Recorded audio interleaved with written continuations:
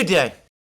Today is 12th October 2025, and before I start with the details, the substantive topics that I'm going to discuss in this program, let me remind you again, if you watched the program and if you've liked what you've seen and heard, please do remember to tick the like button.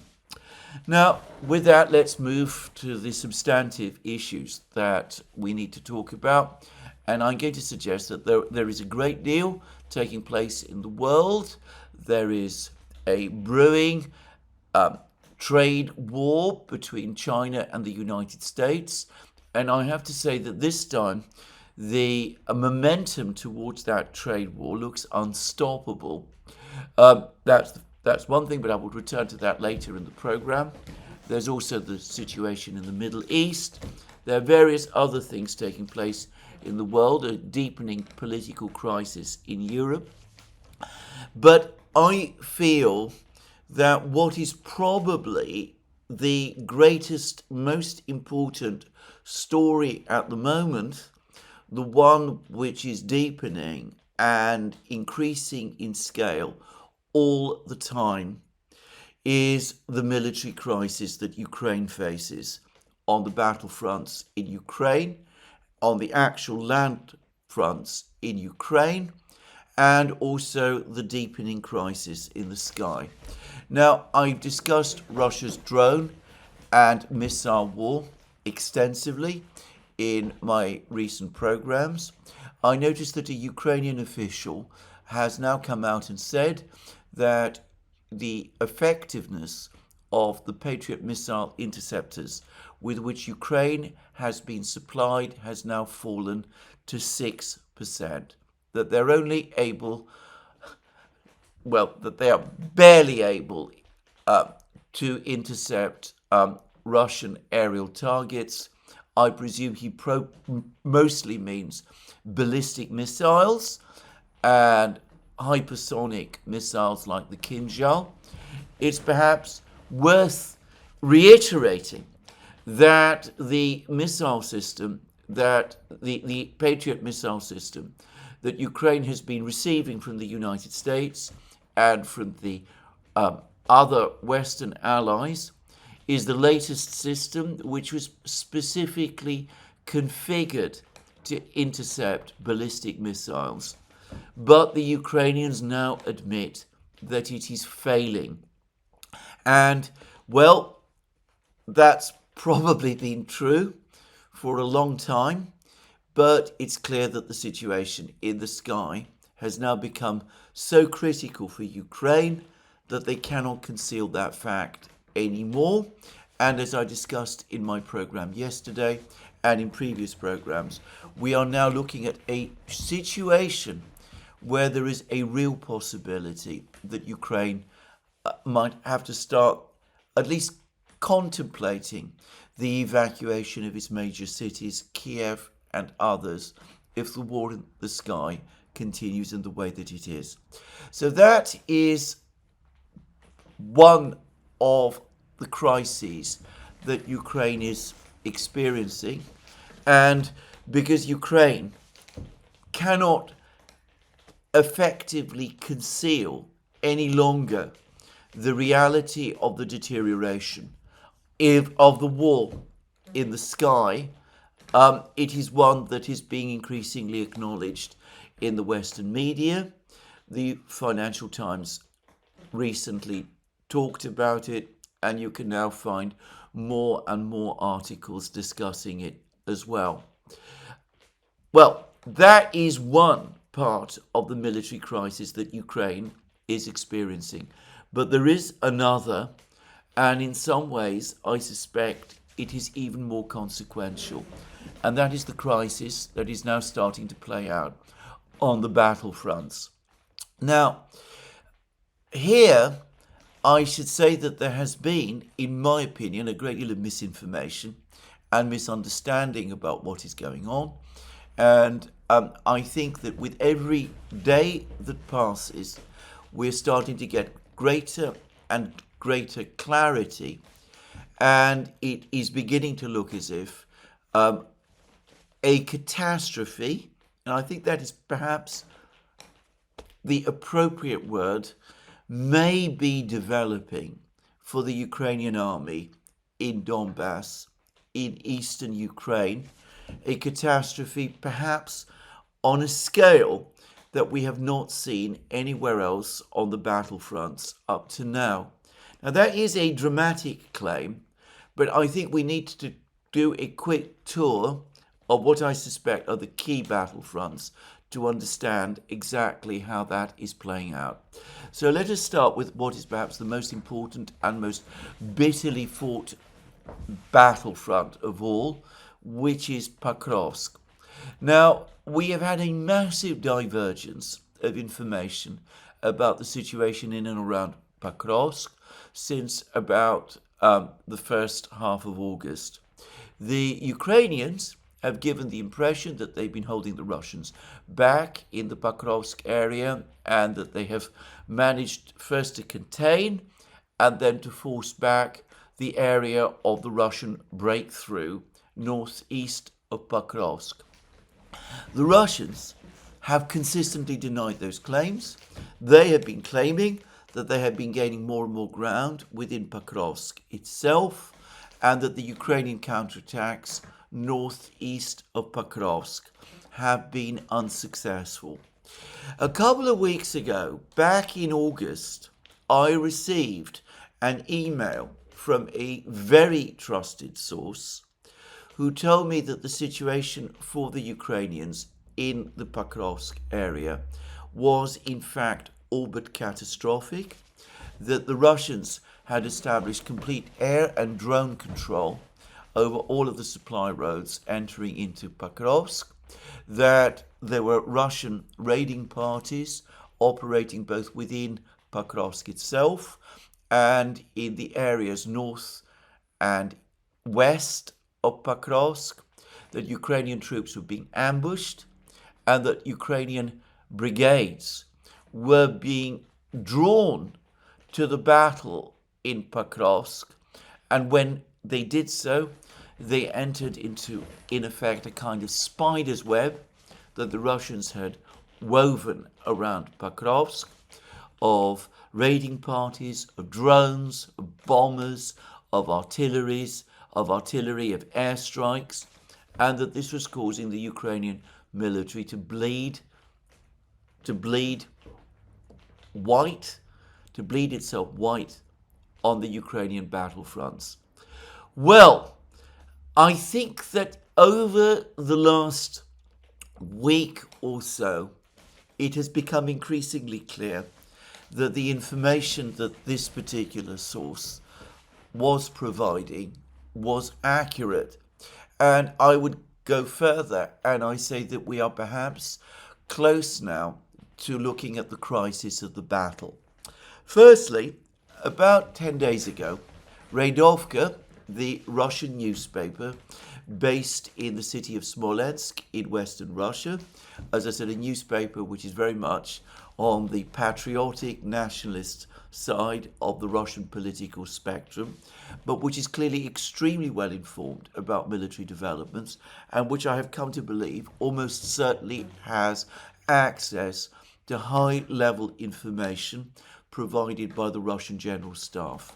Anyway, they spoke about the success of the Russians in basically capturing most of western Pakrovsk, south of the railway line that bisects Pakrovsk from north to east.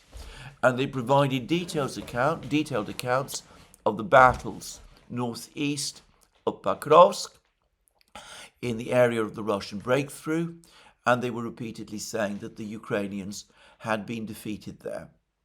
Well, we now have visual verification of much of the information from the battlefronts around Pakrovsk, and we also have more information provided to the various reporting channels and the mapping projects, all of which in aggregate is starting to confirm, to corroborate a lot of what Radovka and my source was saying.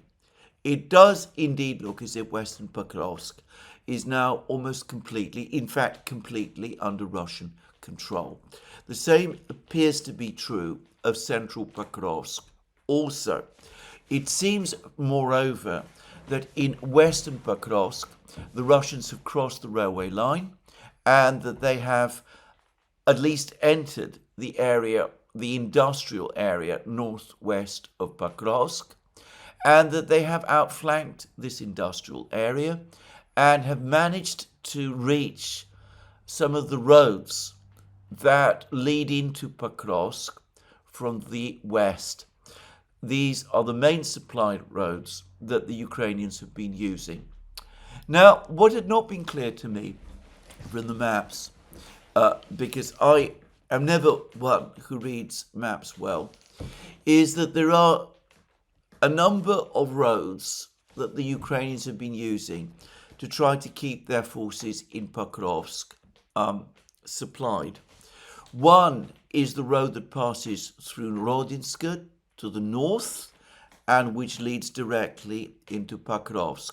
The other is a western road that extends into Pakrovsk itself from the west. The Russians have cut that road, apparently physically, but until recently, there was a smaller road, a road that passes through the village of Grishinyo, which is also on this main road, which reaches Pakrovsk to the west. And this smaller road, which is nonetheless a surfaced road, an asphalt road, leads eastwards and joins the northern road, the road that passes from Rodinska south to Pakrovsk. And there is a crossroads, and vehicles, at least in peacetime, were able to access Pakrovsk from the north through this particular road. And it seems that until about a week ago, the Ukrainians were using this road to try to keep their forces in eastern Pakrovsk supplied. It looks as if this road, this access route, has now been completely closed. Video footage has appeared of the crossroads where the road from the west intersects with the road from the north, and it is littered with the burnt out remains of Ukrainian supply vehicles. It looks as if Russian drones have been very active in this area, and some viewers looking at this video footage, presumably obtained from Russian drones, have counted up to 20 vehicles littering the roads, littering this crossroads. But the point is that the Russians have now anyway cut physically the road itself, this road that leads to the crossroads from the west. So there are no more supplies able to reach the Ukrainians along this road.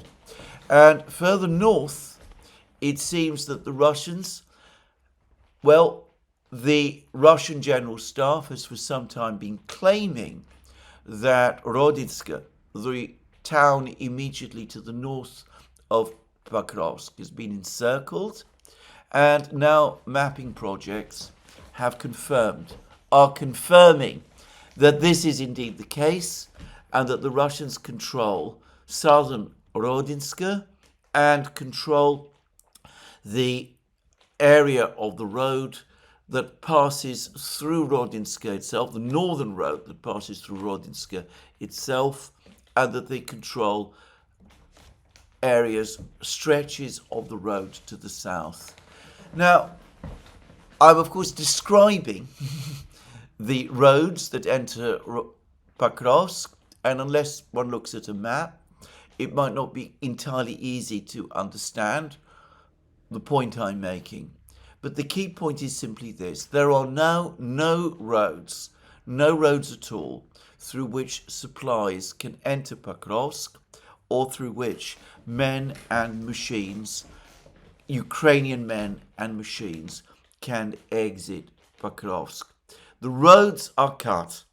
there is no further route to resupply. Moreover, if we're talking about the situation to the northeast of Pakrovsk, in the area of the Russian breakthrough, with all of the Ukrainian counterattacks now confirmed as having been defeated, the Russians are rapidly expanding the territory they control in this area as well. The day before yesterday, it appears that it is now confirmed that they recaptured the village of Vladimirovka, which is located to the east of this area of breakthrough. They look to be in the process of storming the village of Sharkovo, which is the key village immediately to the east of this area of breakthrough. And they are now once again rapidly recapturing other villages to the west, which of course increases the pressure. And there are further reports that the eastern suburb of Pakrovsk, Mirnograd, which is actually detached from Pakrovsk itself, that is now being stormed also, that the Russians have established control of the southern part of Mirnograd.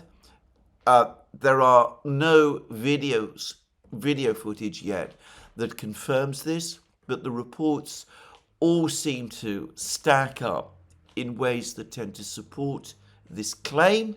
So what one can see is that the Ukrainian defenders in Pakrovsk are now being compressed into an ever shrinking area of territory, and that the supplies can no longer reach them anymore. Now, earlier in the war, one would have expected the Ukrainians at this point to launch counterattacks to try to break through the ring that the Russians are creating around Pakrovsk. It's still relatively thin in some places.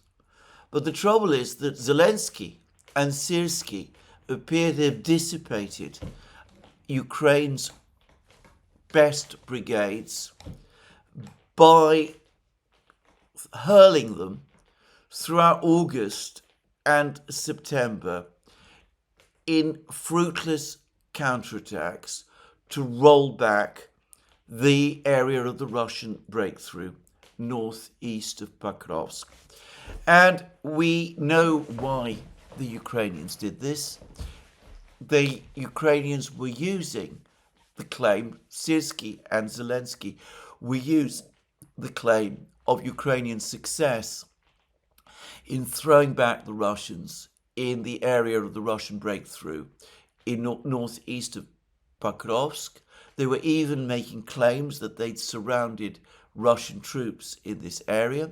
Anyway, they were making these claims to Trump and Kellogg and to other US officials in order to try to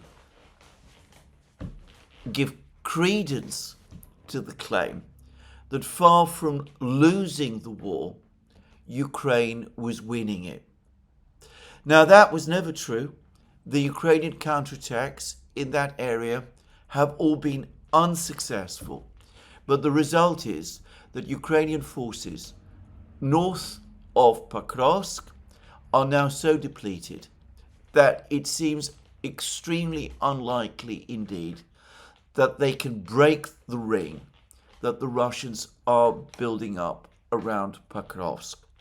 And early this morning, I saw reports which, if they are true, suggest that the Russian ring around Pakrovsk is getting much thicker.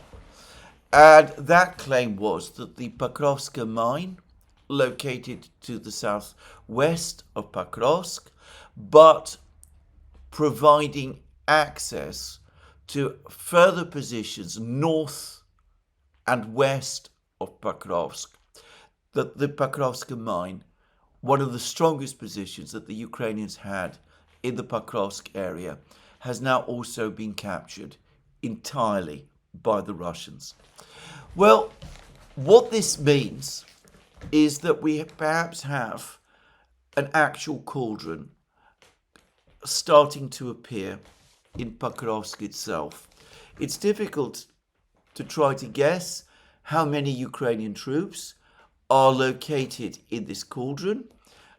Several brigades were assigned to the defense of Pakrovsk, but exactly how strong those brigades are, how many men are left fighting in Pakrovsk, it is impossible to say. But, well, it is beginning to look as if a major disaster for the Ukrainians is starting to crystallize in the Pakrovsk area. One, obviously, the product of superior Russian resources, but also of careful planning by the Russians. And I have to say this, bad decisions, extremely bad decisions by Zelensky and Syrskyi, who sought to win a war in the information space rather than on the actual battlefield, and weakened some of Ukraine's best brigades through these counterattacks northeast of Pakrovsk, which we now can see were unsuccessful. Well, that is one area where a disaster is playing out. Now, we've had disasters for the Ukrainians play out in other places. Mariupol, for example, was surrounded by the Russians, and two Ukrainian brigades, one of them the Azov Brigade, another a Marine Brigade, were comprehensively defeated and destroyed by the Russians in Mariupol, just to say. And the Russians took a haul of around 2,000 prisoners in Mariupol, though in taking steps which some people in Russia criticized, a lot of these people were subsequently released back to Ukraine. But anyway, when it happened, that was a disaster for the Ukrainians. Bakhmut was another disaster, in my opinion, for the Ukrainians. Kursk was a disaster for the Ukrainians when it played out, when the last stages of that battle played out in March. Tens of thousands of Ukrainian troops were wounded or lost their lives in that battle, and large quantities of precious equipment were lost in that battle also. And, well, as I discussed back in March, that was the biggest defeat that Ukraine has suffered in the war up to now. Pakrovsk is on that similar kind of scale.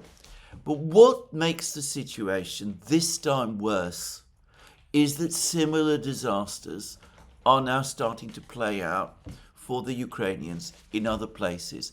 Maybe not quite on the scale of the looming disaster in Pakrovsk, but similar disasters, perhaps on a lesser scale, in other places. Now, the Institute for the Study of War, which is not a source that I normally rely upon very much to try to understand the fighting in Ukraine, has now published a map of the situation in Kupiansk. It shows an area in central Kupiansk still under Ukrainian control, but effectively entirely surrounded by the Russians. There is barely any exit point for the Ukrainians in this area left. So it looks as if there's some kind of cauldron in Kupiansk. I've heard that around 500 to 700 Ukrainian troops are encircled there. So that isn't a force on the scale or on the size of the force that is now at risk of encirclement in Pakrovsk. But the point is that this is not the only cauldron that the Ukrainians are looking at in the Kupiansk area, because control of Kupiansk, or at least of the west bank of the Oskol River, which the Russians essentially have in the Kupiansk area, has effectively trapped a large number of Ukrainian troops. Again, it's impossible for me to say how many, but most say several thousand on the east bank of the Oskol River. And, well, there is apparently no real escape route for these troops if they try to cross the Oskol River. And bear in mind, it's now autumn, so temperatures are falling. The river itself is probably stronger. It's probably not the best time to try to swim across a river like the Oskol, even if it isn't a particularly broad river, at least not from the pictures of it that I have seen. But anyway, the point is that the Russian drones are there operating above the river, round the clock, day and night, because many of these drones have night vision devices. And putting aside problems of disorientation, if troops try to swim across and escape across the river, the point is that the drones are there, and the Russians also control much of the West Bank. So another cauldron is developing simultaneously east of the Oskol River. Probably many more Ukrainian troops there than in Kupiansk itself. Now, there's been more information, more claims about fighting in other places. Our old friend Andrei Marochko, Russian commentator, is now claiming that there is now fighting underway in Seversk. Full-fledged urban fighting has begun in Seversk, as our military personnel are already starting to work in the city in small maneuverable groups from the northern part. And Marochko goes on to say that the Russians are advancing inside the city despite meeting fierce resistance. The point is that, again, in Seversk itself, the Russians control the roads, the main supply roads, not as completely, perhaps, as they do in the immediate vicinity of Pakrovsk, but Ukrainian supplies that use these roads, which have to reach Seversk, have to pass a much further distance along these roads before they reach Seversk itself, because Seversk is located in territory surrounded by the Russians from the north, east, and south over a much longer distance than is true anywhere else that the Ukrainians control on the battlefronts. So the Russians can track supplies as they reach Seversk along the roads, and they can destroy them at their leisure, and it's likely that they will be doing so continuously, even as the battle in Seversk itself plays out. Now, Gerasimov, the chief of the Russian General Staff, has claimed that the Russians control most of Yampol, a village to the west of Seversk, the fall of which would unquestionably cut off the supply lines. And the Russians are said to be just outside another village, which lies a little to the east of Yampol, between Yampol and Seversk, the village of Dronivka. And, well, there's been no word yet of the Russians seeking to storm that village. But when they do, again, the supply lines to Seversk will be cut. Probably, in practical terms, in terms of sending significant supplies, they are cut off already. Now, the Ukrainians, therefore, are facing a situation where three groups of forces, three groups of Ukrainian forces are simultaneously, in effect, encircled by the Russians. The biggest group, I suspect by a measurable distance, is the one in Pakrovsk. A smaller but still sizable group, probably cut off in similar ways in the Kupiansk area, and a third group in Siversk. That there is a growing sense of crisis is perhaps confirmed by further news that I read this morning. I've seen it so far only from Russian channels, but I suspect it is true, which is that the Ukrainian authorities are now calling on the civilian population of Slavyansk, the northernmost town of the Slavyansk-Kramatorsk Konstantinovka conurbation, the town closest to Kupiansk and Siversk, and ultimately Liman, to start evacuation. That Slavyansk, in other words, is soon going to become a battlefront. And of course, as I discussed in a program a few days ago, the Russians have released drone footage of Russian drones operating over the main road, the main street in Kramatorsk, the bigger town located immediately to the south of Slavyansk. They've recently been conducting bombing and missile strikes and artillery strikes against both Kramatorsk and Slavyansk. It looks as if the Ukrainians realize that before very long, Slavyansk and Kramatorsk are also going to become a war zone, and one which the Ukrainians are going to have great difficulty defending if they lose all of these other places as well. Not for the first time, it seems to me, that Zelensky's orders, faithfully carried out now by Syrskyi, to try to hold positions as far east as possible, to refuse to retreat, even in the face of overwhelming Russian advances, is creating a crisis. And probably the biggest crisis militarily that the Ukrainians have experienced up to now. Now, there is probably still some time to evacuate the Ukrainian troops who are in Pakrovsk. I said that the main supply roads are all cut, but there is still open ground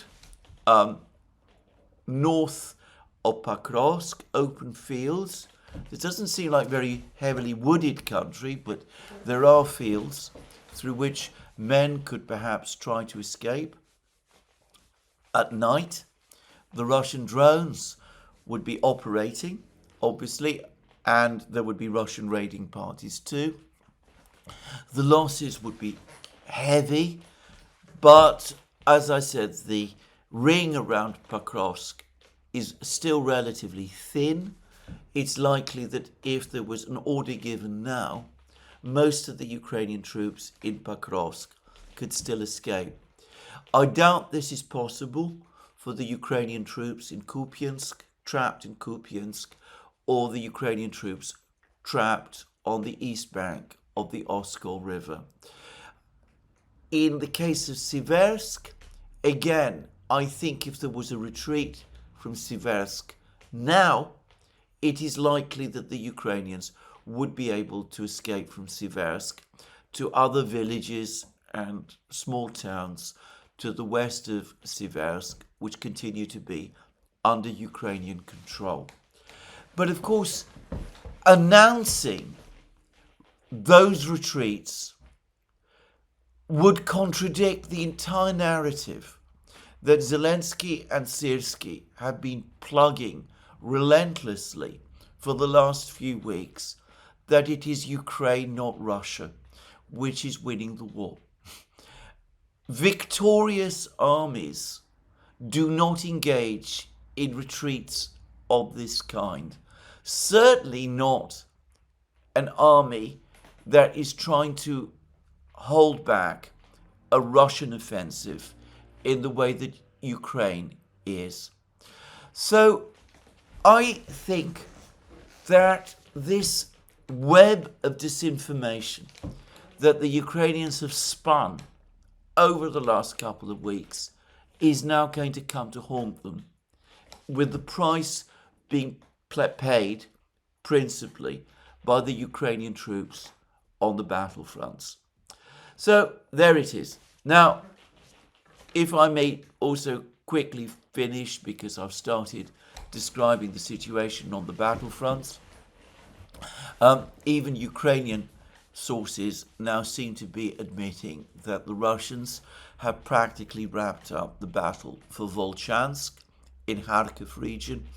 There are still various detached localities that still count as being part of the metropolitan area of Volchansk that are left, that the Russians still have to capture. But I don't think anybody any longer disputes that that is going to happen. Interest in the Battle of Volchansk melted away a long time ago, though perhaps given that Volchansk could be a position that the Russians might use for further advances, that is a mistake. And of course, on the southern fronts, the Russian advance eastward from the Donbass towards the Dnieper continues relentlessly. There's been more news. There's even a claim this morning that the village of Uspenovka, which is located to the north of the important town of Gulyapolye, has now been captured by the Russians.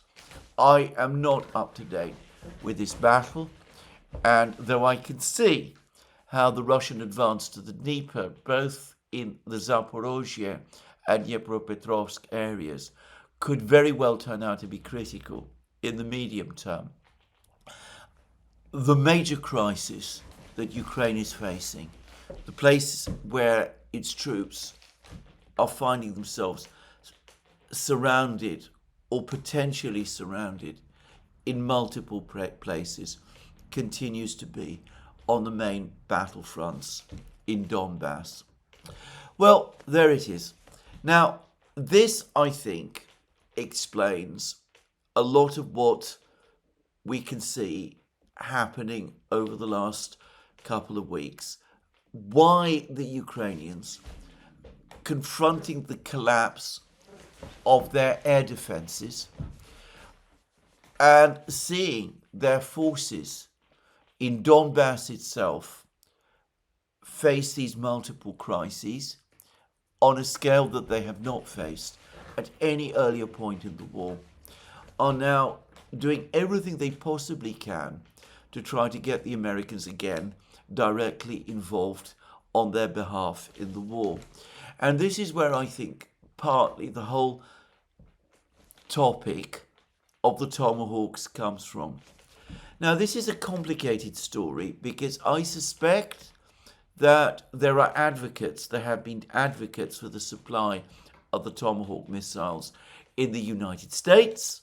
And of course, there have been advocates for the supply of the Tomahawk missiles from Ukraine.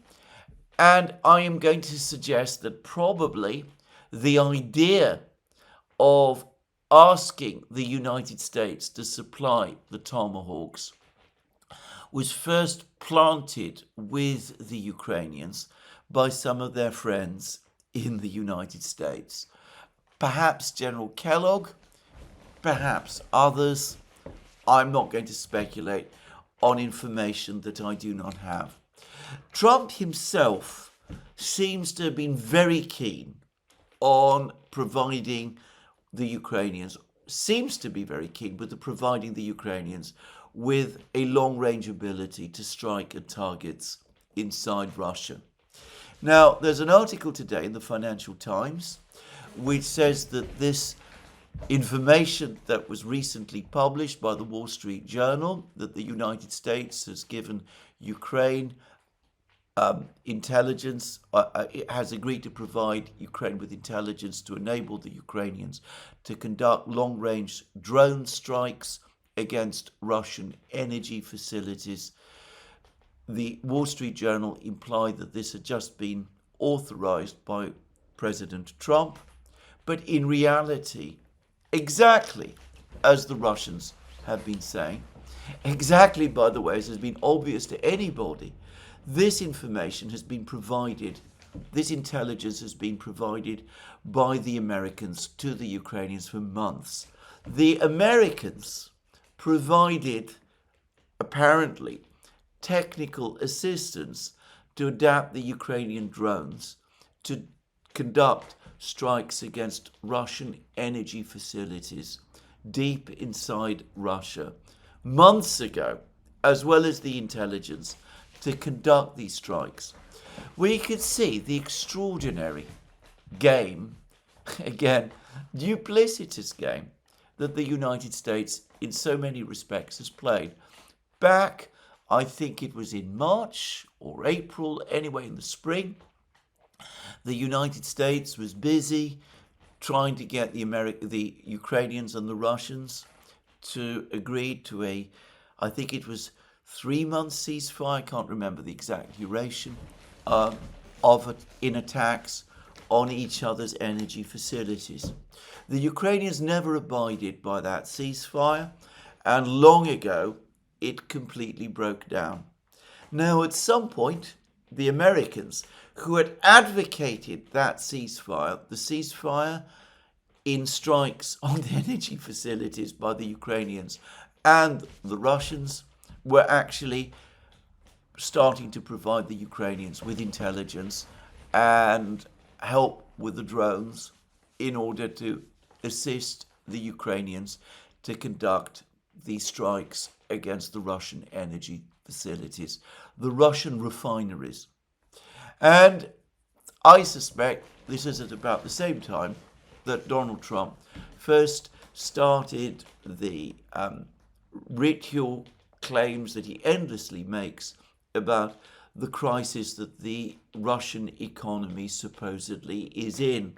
That he, like many people in the United States, still believes that Russia is a gas station masquerading as a country, and that if the United States, if Ukraine can somehow succeed in cutting off Russia's energy exports or create an energy crisis inside Russia, that will somehow, in and of itself and by itself, bring the war to an end, enabling the freeze of the conflict, which is what Donald Trump wants, so that he can then press forward and make further demands, presumably to be awarded the Nobel Peace Prize, and so that the United States can then transfer all its resources and energies to combating China in the Far East. Anyway, so bear in mind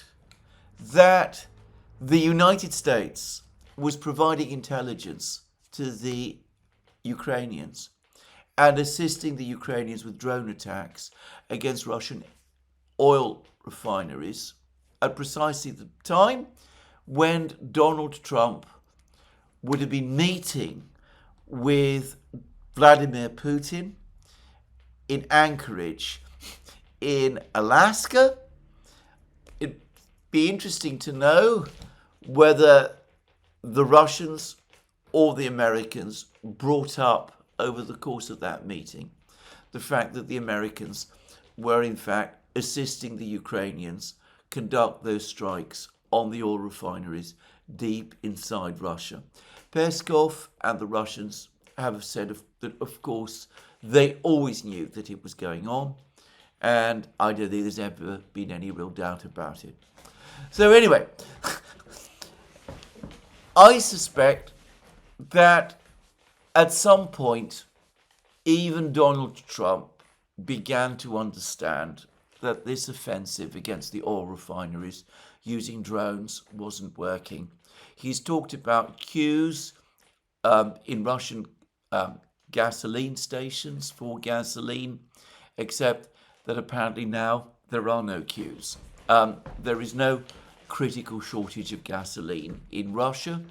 And in fact, as I understand it, in most of the country, there is no shortage of gasoline at all. So at some point back in June, July, over the course of a conversation he had with Zelensky, shortly after the Pentagon slow-walked further supplies of Patriot missile interceptors, Trump himself appears to have brought up with Zelensky the idea of conducting missile strikes on Moscow itself and, of course, on Russian energy terminals, on oil refineries and other things. And out of that, I suspect the whole debate about Tomahawk missiles has come. Because, yes, Friedrich Merz seems to be keen to supply Ukraine with Taurus missiles, but Taurus missiles do have a certain range to hit refineries in Western Russia, but not refineries across the entire vast territory of Russia, by far the biggest country in the world. Taurus missiles have just enough range to reach Moscow itself, but again, the aircraft that would need to launch these Taurus missiles would have to come dangerously close to territory that the Russians control in order to be able to launch these missiles, and could be easily targeted themselves. And besides, the Taurus missiles would be operating at the very limit of their range, and the Russians probably would have at that point a clear idea of where they were coming from and would be able to shoot them down. The Tomahawks have far better range, far greater range, immeasurably better range. Presumably the intention is to launch them from the ground. And for this kind of missile offensive against Russia, against Moscow, and against the oil refineries, they make a lot better sense. And of course, for the Ukrainians, for Zelensky, as these multiple crises play out on the battlefronts, the war in the sky definitely being lost, the war on the ground definitely being lost, the air defense system completely collapsed, supplies of artillery shells reduced to a dribble, the Russians now dominant in drone technology, with the gap between Ukraine expanding constantly, the Ukrainian army increasingly short of men, unable to plug the gaps, Ukrainian brigades becoming depleted all the time. For him, getting the Tomahawks perhaps must seem like a lifeline, a miracle weapon that might shake the Russians and force them to the negotiating table, as he says, a promise to the Ukrainian people that this miracle weapon will change the entire direction of the war, leading to perhaps a burst, an upward blip in Ukrainian morale. And perhaps more important of all, since the Tomahawk missiles cannot be operated without the United States being directly involved, a possible opening to get the United States more deeply involved in the war itself. Well, one can understand the rationale as this crisis deepens. Now, there is the question, however, of whether this is practical. I discussed an article which appeared in Black Mountain Substack blog about how there are enormous practical problems about operating Tomahawk missiles from Ukraine. The ground launchers that were developed for the original nuclear warhead-equipped Tomahawk missiles of the 1970s no longer exist, and how it would probably take years to reproduce that technology. There has been a project to install the canisters from which Tomahawk missiles are launched by US warships on lighter platforms, lighter vehicles than the colossal Typhon system. Brian Beletic contacted me and pointed out that this has been a project that existed between 2023 and 2025, and which the United States then abandoned, but there is a possibility that it could be revived. Well, perhaps that is the plan, but this article, the Substack article on Black Mountain Substack, anyway, it suggested that the reason it was abandoned is because adapting these large, complex canisters with their Tomahawks to vehicles, to lighter vehicles than the Typhon system, has encountered significant problems, engineering problems, which have not been solved. So yes, this program could be revived, but it might take some time. Who knows? And there's no word yet, none that I'm aware of, that this program has indeed been relaunched in the way that has been discussed.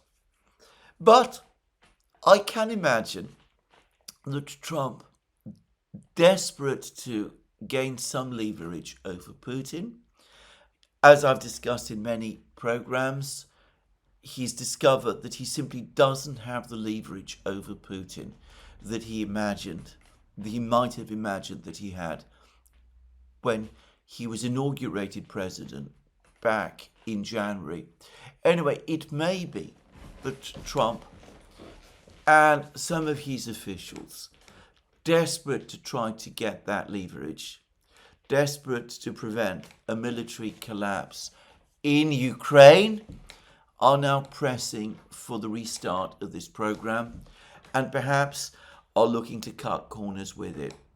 All I could say about that is that, again, speaking as somebody who has no background himself in engineering, but who has dealt with others who do, fast engineering solutions, shortcuts in coming up with engineering solutions, often throw up all kinds of additional problems which were unanticipated. And it may be very, very difficult to get a really effective, workable system for these Tomahawks up and running, certainly before the end of the year. Anyway, we shall see. What I will say for sure is that if the Tomahawks are ever deployed to Ukraine, like every other weapon system, they will not be the game changer that Trump and Zelensky and others appear to imagine. The Ukrainians again yesterday refloated this idea. They claimed that they were in discussions with the United States about this, but that no final decision had been made because there were still discussions about the technical problems. Anyway, we shall see what comes. But if the Tomahawks are supplied to Ukraine, they will not change the dynamic on the battlefield. They will definitely fail in ways that will embarrass the United States. And, well, Putin himself has said that they would catapult, that taking that step is going to catapult Russian-American relations back to the deep freeze in which they were in before Trump became president. Now, here I want to make a general observation, which is that all of these various attempts by Donald Trump to try to play poker with adversaries around the world, to try to gain leverage over them, I don't think he perhaps understands that he is not gaining leverage. What he is doing is he is hardening positions. We see this play out with China and the trade war that is now taking place with China. And I think that this is irreversible now. I think that it's very, very difficult to imagine that the trade war between China and the United States that has been relaunched is now going to end and end anytime soon. There is a long article in the Financial Times which not only sets out the Chinese view about what has been happening and why, and explains why the Chinese have taken the steps that they have taken to restrict rare earth exports of rare earths and other things, but also China's determination this time to see it through. And, well, I will read extracts from it because I think it explains a great deal about where Trump and the Americans, not just Trump, the Americans, if you prefer, are going wrong. Firstly, the Chinese Commerce Ministry has said that China's position on tariff wars has been consistent. We do not want to fight, but we are not afraid to fight. And threatening to impose high tariffs at every turn is not the right way to engage with China. Should the United States persist in its course, China will resolutely take corresponding measures to safeguard its legitimate rights and interests. Corresponding measures, in effect, means that the Chinese will increase tariffs on American goods imported by China. It will mean, for example, that American aircraft engines, will no longer be exported to China or American aircraft because they will become prohibitively expensive. Anyway, the Chinese, as the Financial Times has said, have recently carried out a volley of trade measures, expanding export controls on rare earths and related technologies, as well as equipment and materials for making batteries. They've also launched an antitrust investigation into the US chip maker Qualcomm and have imposed fees on American-owned ships docking at Chinese ports. But the Chinese have said that China has done this because the United States, even during the period of the apparent truce that China and the United States agreed with each other back in May, when both reduced the massive tariffs each had imposed on each other, China has found that over that very same period, the Americans have continued to impose trade restrictions of various kinds against China.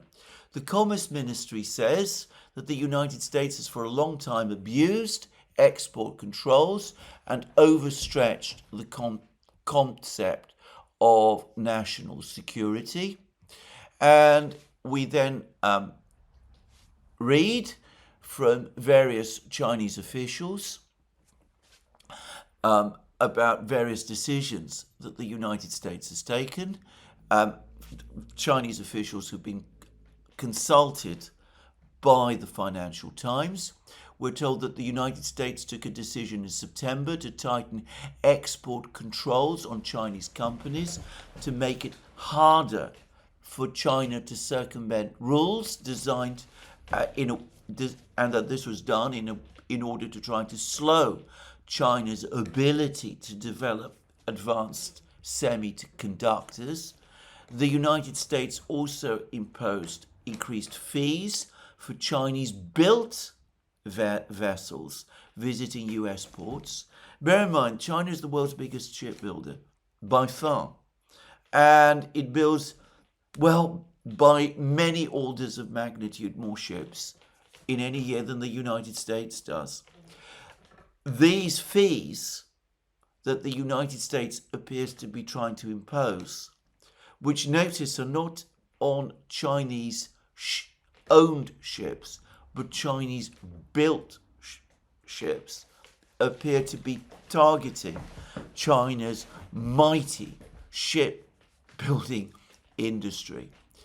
But anyway, we read from the Financial Times that the Chinese have begun to feel that even during a period of truce, the United States has still been taking measures to try to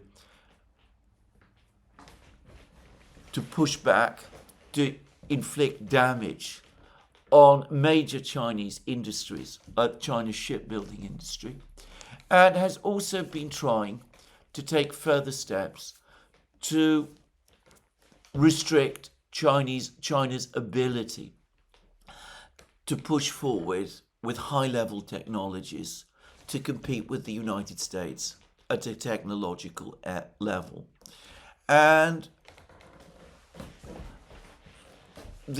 one of the Chinese commentators consulted by the Financial Times said that those actions that the United States took were seen in China, were interpreted in Beijing, not only as substantive escalations in themselves, but further confirmation of the low credibility of the Trump administration.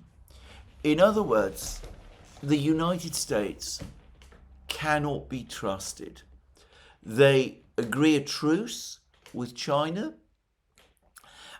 back, I think it was in June, May or June, but they used the period of the truce aggressively by imposing restrictions on technology to China to prevent China developing basically high-end chips, and they also take steps which are clearly targeted at China's shipbuilding industry. And we have a comment from Wang Dung, an executive director for the Institute of Global Cooperation and Understanding at one of the many universities in Beijing, who said that Trump's surprise at being hit with new controls reflected the US mentality that he can impose tariffs on China with impunity. At the minimum, this is a direct quote, there is a deep-rooted sense of arrogance and self-righteousness on the US side. And China is now turning the tables and creating a more level playing field. And this is repeated by more and more Chinese officials. And one Chinese official went on to say, another one, Yan Mei-Xie, who is a senior associate fellow with the Mercator Institute for China Studies. He went on to say there are way more American companies producing in China than the other way round, and some of them, like Apple and Tesla, are the crown jewel of corporate America. In other words, a threat. And, well, the Chinese finally have said enough's enough.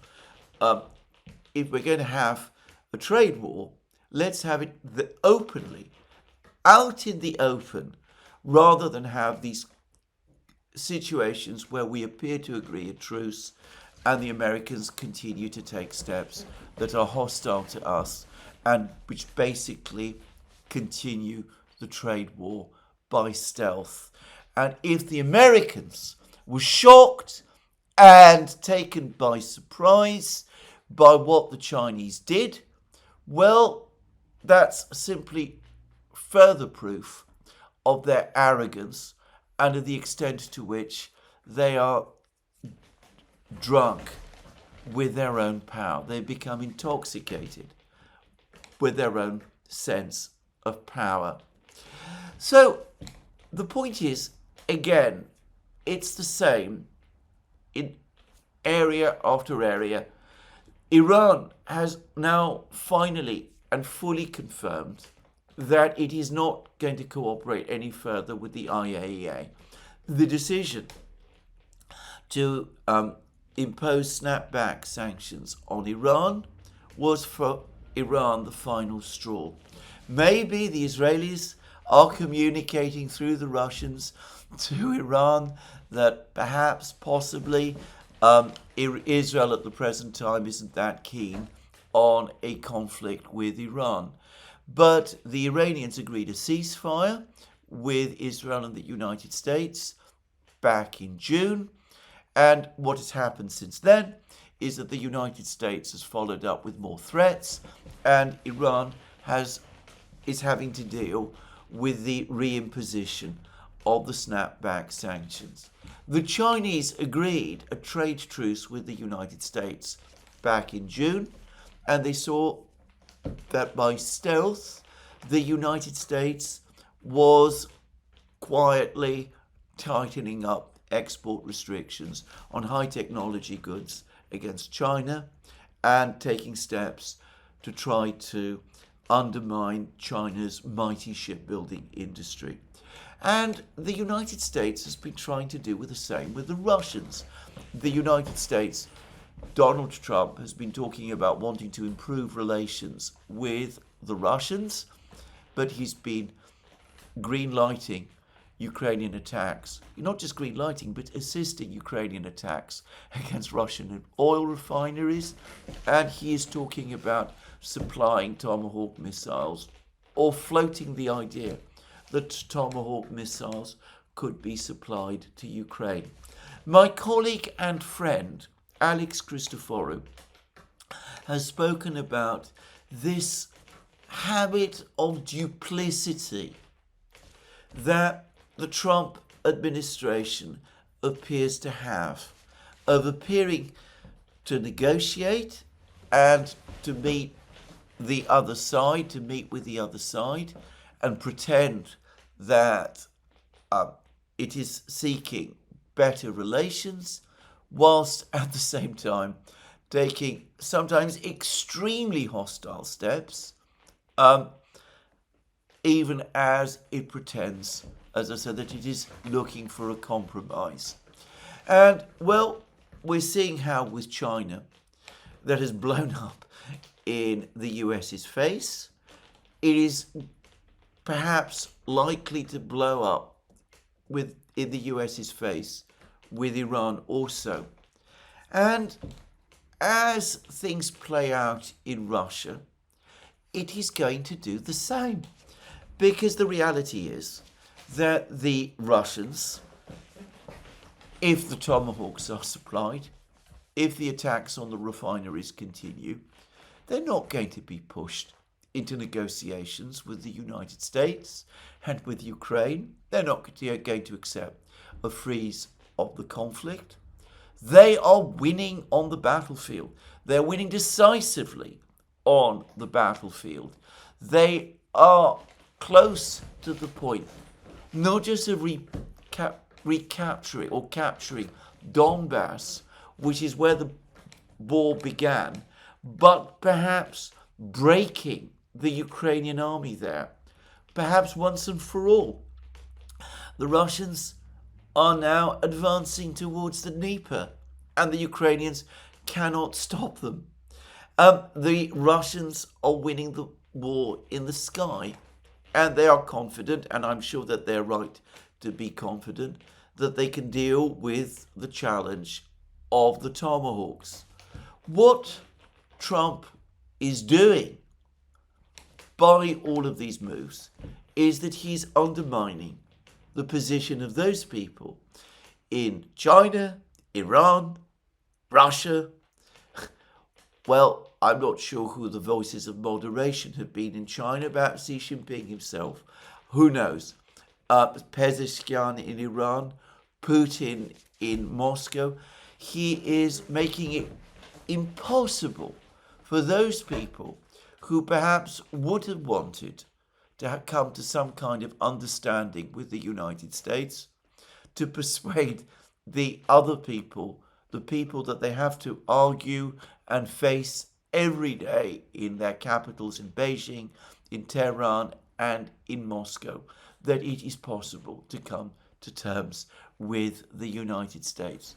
We saw that very edgy press conference that Putin gave in Dushanbe to the Russian media, and this following a further series of equally edgy press conferences that Putin has also now had to navigate, as the Russian media ask him increasingly aggressive questions about EU membership, Ukraine's EU membership, about Tomahawk missiles, about all those sort of things.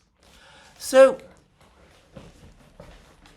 this is something that Trump perhaps doesn't understand. And he doesn't also seem to understand that if we're in the business of escalation, others can escalate too, not just the United States. Anyway, I've spoken at length about all of this. I don't know whether the Tomahawks are going to be delivered to Ukraine. If they cannot be, if there are insurmountable technical problems that lie in the way of doing so, as I know many believe, then all I can say is that Trump is playing the worst possible poker game that it is possible to play, because he formally said to Zelensky that you are playing without having any cards. But we see that the person who is now trying to play poker with the Russians, who's bluffing the Russians, would in that case be Trump himself, because he's threatening the Russians, or in effect threatening the Russians, with a system, the Tomahawk system, which in that case he would not be able to supply at all, if only for technical reasons. Now, in the world of diplomacy, bluff is never a good idea. As I have repeatedly said, playing a game of bluff with the Chinese is a game of a fool. I've said it many times.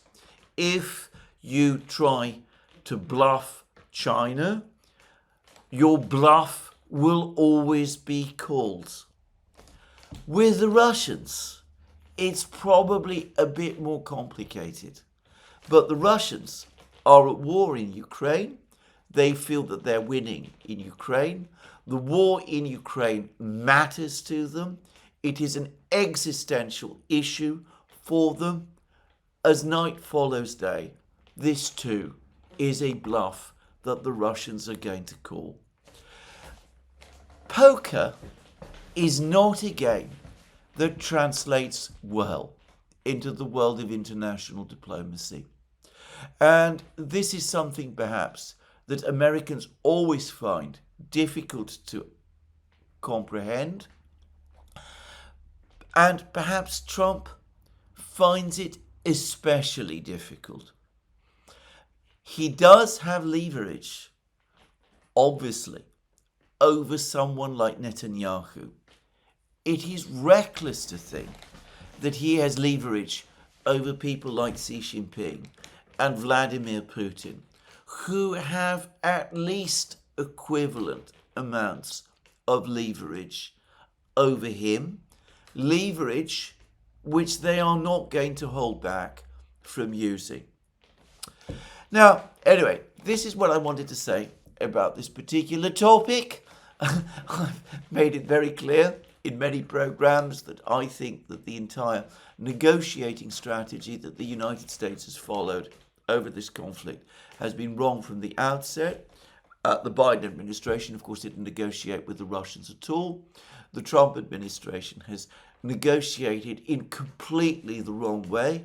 I am skeptical, given the intractable nature of the conflict, whether negotiations or further involvement by the United States was ever a good idea, or at least for Donald Trump was ever a good idea in the first place.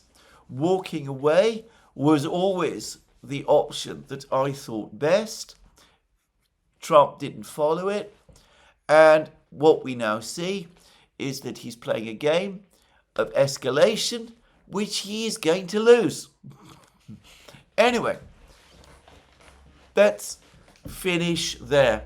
I'm going to finish by returning, well, from what you might call the sublime, but the worrying. After all, a war in which an epic catastrophe, like the one that appears to be crystallizing in Donbass, is in its own traditional sense of the word, it could be called sublime.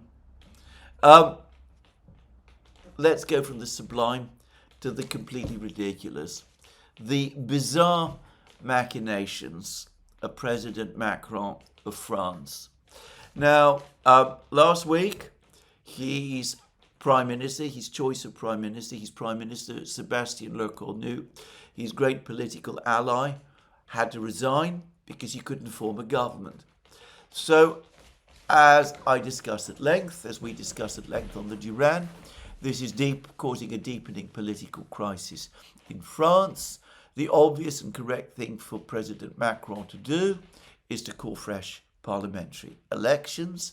Ideally, he should step down himself, but that obviously isn't something he wants to do. But I said, let him at least call new parliamentary elections. I doubted that he would do it. I thought his vanity would get in the way. And so it proved. He said that rather than call elections, he would appoint a new prime minister by Friday. We were all waiting to see who this new prime minister would be.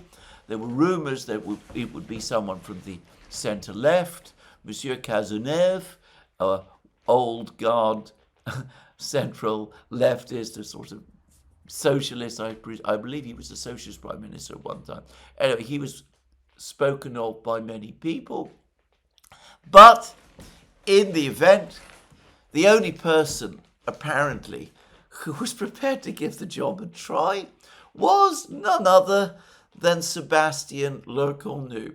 In other words, Macron and France are simply going round in circles. Now, what happens when Lecornu fails to form a government? He has to apparently present a budget to the French National Assembly by Monday, but it's looking increasingly unlikely that that budget will be accepted by the National Assembly, and if it's voted down, well, there'll be another failed government. Everybody can see how this disaster is playing out. The centre-left is furious, the right is furious, Marine Le Pen's party is furious, the left, Jean-Luc Mélenchon's group is furious. They're all furious with Macron. But apparently he isn't prepared to take the plunge and order elections, which is logically and correctly that which he should now do. And of course, he goes off and he's now given in faultless French yet another speech, a speech which I believe he delivered in Germany, as it happens. And the speech, which is apparently timed to commemorate the fall of the Berlin Wall, its title, supposedly, apparently, was The Degeneration of Democracy. All I can say about that is that Macron's lack of self-awareness here, for me, is absolutely staggering. Let's put aside the role that apparently Macron himself played in short-circuiting the democratic process last year in Romania. We're being lots of rumours and reports about this. But look at what he currently is doing in France. If he talks and complains about the degeneration of democracy, but if we are talking about France, who is causing democracy to degenerate? None other, obviously, than Emmanuel Macron. But of course, that's not he sees it. Because for Macron, as for all of the other luminaries who make up the European leadership, and that, by the way, includes Keir Starmer in Britain, democracy is the form of government in which they exercise power. It is nothing other than that. Well, on that note, I'm going to finish today's program. Let me remind you again, you can find all our programs on our various platforms, Locals, Rumble and X. You can support our work via Patreon and Subscribestar. Links under this video. Don't forget also to check out our shop. And last but not least, to remind you once again, please click the like button and don't forget also to check a subscription to this channel. That's me for today. More from me soon. Have a very good day.